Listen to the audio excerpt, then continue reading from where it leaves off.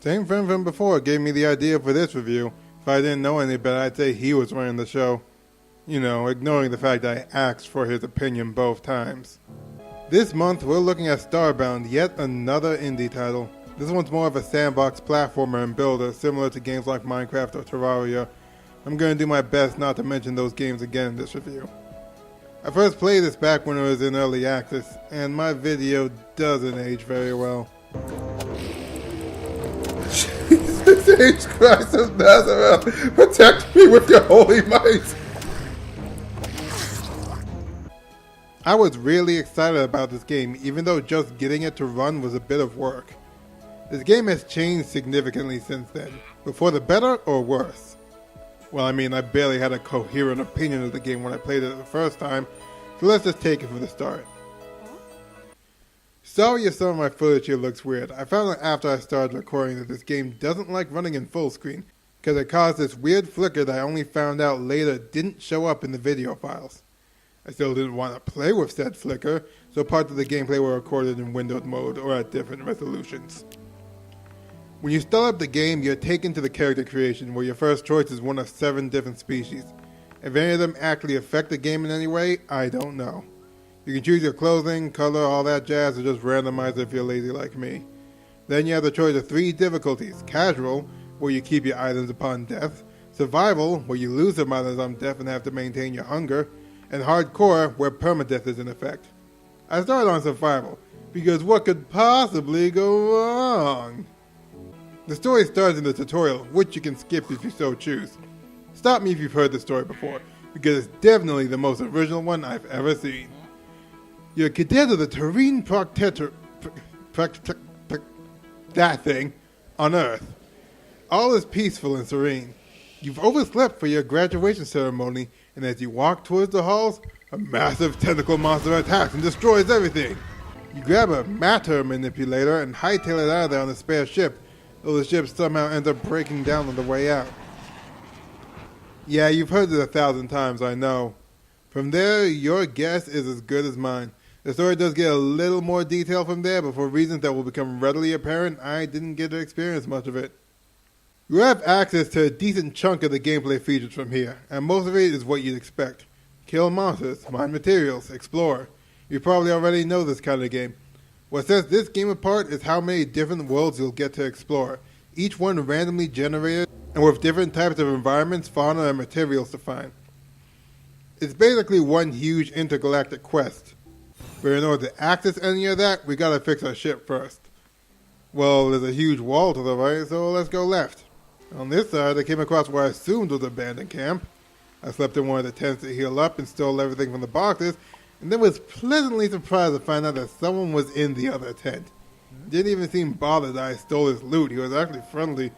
Anyway, finding him meant finding a cave to the left. If the gameplay looks weird, it's because I was playing with a malfunctioning mouse. If the gameplay looks dark, it's because I didn't figure out what options I had for lighting at this time. Yeah, that's my first death. In survival mode, you drop about 30% of your pixels, which is the currency of this game. Not that that'll matter for a while. You respawn back at your ship in most situations. Get used to the death screen, by the way. One thing I learned quickly is how awkward the controls can feel sometimes, and that's not just because of the broken mouse. Use the E key to interact with things, but it's such a do everything button that in certain contexts, inputs can get confused. This mostly happens when opening chests and boxes, which is done with the E key. Opening a different box while still looking at one, E key. Closing the box, E key. While several boxes are near each other, it's honestly less of a hassle to use the mouse and interact with each one specifically. You'll find new gear, materials, and weapons in these boxes, so it's best to check out all the ones that you come across. I ain't gonna make it. I ain't gonna make it. I didn't make it. Oh well, at least my stuff is in the safe spot. What? Did I just die twice? Did the game actually just spawn me outside my ship and kill me? Check my pixel count, it actually deducted it twice. I died twice. At least I didn't drop my stuff in space. Well, I've gone just about everywhere in this cave I could think of going and haven't found anything special. It'll just drop down here. It can't be that deep. This is the first First off, how am I alive? Second off, where am I? Third, How do I get back? Oh man, this is the worst. This is actually the worst. Well, time to make a dirt staircase. It's a shame that these controls are so slippery. Keep sliding all over the place, and it's not because of the ice. Alright, I should just be able to make a bridge to the next... Have I mentioned that I hate everything? Okay, you know what? I'm gonna mine enough dirt to frickin' elevate my way down there.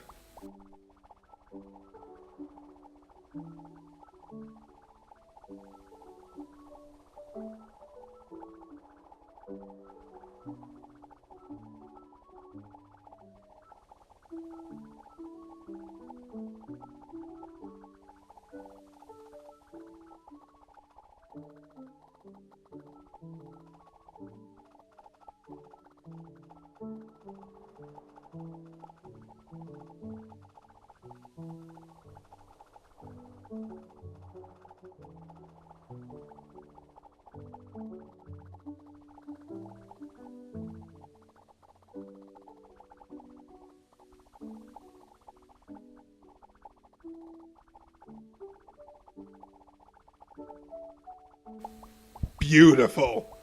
Alright, now just a little nudge.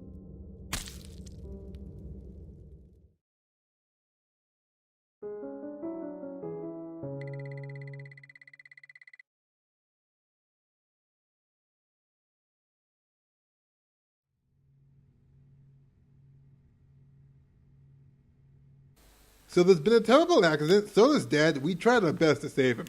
We're gonna roll with a new character, and surprisingly, follow most of the same beats as our last outing. There's a wall to the right I can't climb, a camp to the left I steal from, a cave right next to said camp, some familiar rooms in said camp. Falling to my death. It's been a terrible accident. Okay, if I want to show off anything about this game, I gotta drop the difficulty to casual, because I'm really getting my ass handed to me. It's all clear with the frustration, right? Surprisingly, this third character didn't follow the same progression as the previous two. Instead, I found some weird temple-like thing to the left that had to be powered by some core fragments, and I ended up finding the main cave far off to the right instead of the left. Yeah, I know, totally different, but I actually have a purpose to exploring now. I mean, I did before, but now I feel like I'm actually getting somewhere. Seems that I forgot to talk about the graphics and music, so I'll randomly throw that in here before I get back to the action. As you can tell, and why I really ought to remember to place this earlier in the review, the art is pretty nice, nothing too stellar but serviceable. It works well. The music, on the other hand, is mostly forgettable. This would be one of those games where you end up muting the music and playing your own after a while. Even the better tracks would get boring after you hear them for a long time. There are some nice touches like how the music gets quieter when you're underwater, but as I said, nothing mind-blowing. I did run into a few things I could only assume were glitches, like enemies who jittered around or didn't react to my attacks like they were stuck in lag, and 2 times where the world didn't finish loading. If I was playing online with friends, as we expected since my internet is awful, but I'm playing the single player, right? This sort of thing should not be happening. Well, that was quick, back to the action. It feels like I'm just narrating my first experiences with the game, that so many of my opinions were forged in a few short bursts of interesting gameplay and encompassed by more tedious or frustrating parts. I'll try to be quick about the less important parts here. I ran into a few boxes like this. The first one burst into flames and the second one dropped bombs everywhere. Stuff like this is a nightmare for newer players, and it doesn't exactly make me excited to open the next one. If I was playing on hardcore, I'd open none of them. Eventually I find enough core fragments to turn to the device of the temple, which I do, and it teleports me to a hub world with a lot of NPCs and stores about, though I ignored most of them just to see what the game had in store for me. I ended up meeting this old lady who set me on my first important mission. She explains much of the lore through what I think is an unskippable cutscene. I don't know if the issue lies in the resolution I set the game at, but I found it kind of difficult to read the small text. Anyway, in order to fix the ship, you're sent to an outpost to find a crystal. Well, this is my first mission, so I'm sure it'll go great. I'll just roll the clip. I got my ass kicked. I eventually did find a checkpoint, which was lowercase somewhere before the boss of this mission. I don't know if I should be thankful or disappointed that I didn't have to use my weapons to beat this thing, because you just have to activate these things located around the thing. If I had to fight with my weak weapons, I'd be here for a long while. It sort of kills me that there's no victory jingle. The music just stops dead once you beat it. So you bust the thing, get the crystal, fix the ship, get a tour of the place, to get your next mission, and you're free. If the prompts are any indication, you can go just about anywhere now. Oh, but not places with no atmosphere, you can't breathe. This game just told me to go to the moon to get fuel, then told me not to. Make up your mind. The story will still guide you towards certain destinations, but only barely. All I'm told is to look for flora and clues on the forest planet. I found 2 forest planets in my star system, but neither had any flora and clues. I did find other interesting stuff, like what I could only assume was an illegal cloning research laboratory. Only a few yards away from a village of frog people, of course. My weapons just barely managed to tickle everyone to death in here. It's a miracle I managed to survive to the end. But I'm just minding my own business a long way away from there, and a bunch of guys with guns show up and waste me. The hell happened?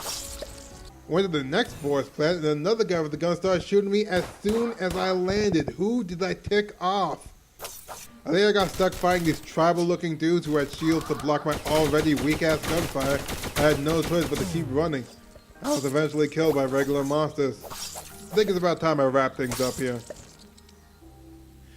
I can tell that this game is trying to be massive, and it by all means is. There's a lot to do, and a lot I have yet to see.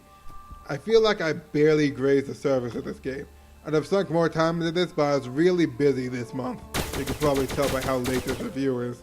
Hopefully I can free up more time next month, and maybe even I'll do a follow-up on this video once I explore this game more. While I enjoyed specific parts of this game, it was mostly just tedious resource collecting and getting beat up by regular monsters because my equipment was weak. Once you finish the first mission to repair your ship and the game opens up, it's really overwhelming the number of options you have available to you.